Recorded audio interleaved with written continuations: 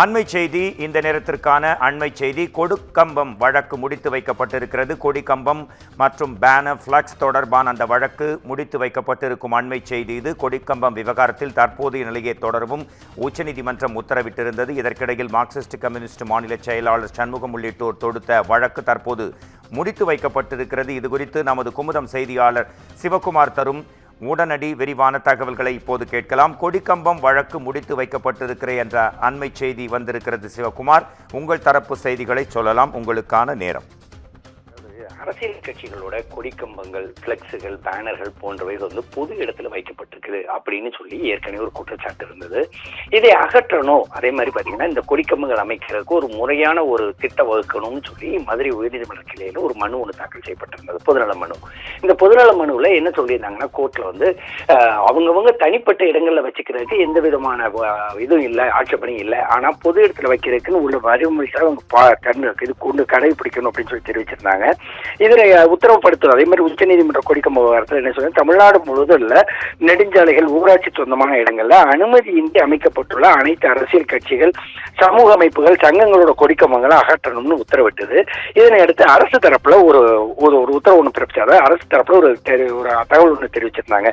எப்படின்னா, 19 மாவட்டங்கள்ல 100% பொது இடங்கள்ல ஏற்றப்பட்டிருந்த கொடிக்கம்பங்கள் உள்ளிட்டவைகள் அகற்றப்பட்டுள்ளதாகவும், சில மாவட்டங்களில் 90% அகற்றப்பட்டதாகவும் தெரிவிக்கப்பட்டது. ஜனவரி 24 ஜூலை 24, 2025 முன்ன அனைத்து அகற்றப்படாவிட்டால் சம்பந்தப்பட்ட மாவட்ட ஆட்சியர்கள் நேரில் ஆஜராக வேண்டும்னு அறிவுறுத்தப்பட்டிருந்தது.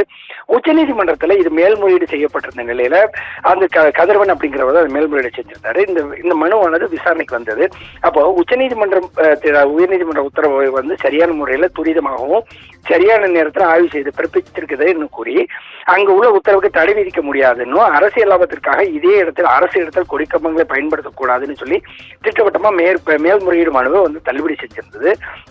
இதனை அடுத்து என்ன சொல்லியிருக்காங்கன்னா, தற்போது இப்போ என்ன சொல்லியிருக்காங்கன்னா, அரசியல் கட்சிகளோட இந்த கொடிக்கம்பங்கள் அகற்றிய விவகாரத்தில் கொடிக்கம்பங்கள் அகற்றுறதுக்கு எந்த தடையும் இல்லைன்னும், அரசியல் கட்சிகளின் கொடிக்கம்பங்களை அகற்ற தடை விதிக்கணும்னு தாக்கல் செய்யப்பட்ட மேல்முறையீட்டு மனுவை முடித்து வைத்து மதுரை உயர்நீதிமன்றம் இப்போ ஒரு உத்தரவு ஒன்று பிறப்பிச்சிருக்குது. உரிய அமைப்புகளை சென்று நிவாரணமும் தேடிக்கலாம் அப்படின்னு சொல்லி நீதிபதிகள் தெரிவிச்சிருக்காங்க. தற்போது என்ன சொல்லியிருக்காங்கன்னா, அந்த கட்சியோட கொடிக்கம்பங்கள் அகற்றுறதுல அந்த உயர்நீதிமன்றத்தோட உத்தரவே சரியா இருக்குது, அதனால இதுல நாங்க தலையிட முடியாதுன்னு தெரிவிக்கப்பட்டதோட இல்லாம அதை உயர்நீதிமன்ற 3 நீதிபதிகள் எஸ். எம். சுப்பிரமணியம், விஜயகுமார், சவுந்தர அமர்வு கொடிக்கம்ப விவகாரத்துல தற்போதைய நிலை அப்படின்னா தொடரணும் அப்படின்னு தான் சொல்லி முறையிட்டு இருந்ததை எடுத்துதான் அவங்க மேல்முறையீடு பண்ணியிருந்தாங்க. ஆனா மேல்முறையீட்லயும் இதுவே அவங்க சரியான முறையில தீர்ப்பு கொடுத்திருக்கிறாங்க. இதுல நாங்க எதுவும் பண்ண முடியாதுன்னு சொல்லியிருக்க நிலையில இந்த நிலையை தொடரணும்னு சொல்லி அவங்க உத்தரவிட்டு இருக்கிறாங்க. மார்க்சிஸ்ட் கம்யூனிஸ்ட் கட்சியில மாநில அமைப்பாளர் சண்முகம் உள்ளிட்ட கட்சிகள் பல்வேறு கட்சிகள் மற்றும் அமைப்புகள் தாக்கல் செய்த மேல்முறையீட்டு மனு தற்போது முடித்து வைக்கப்பட்டிருக்கிறது. நன்றி சிவகுமார், உங்கள் தகவல்களுக்கு நன்றி.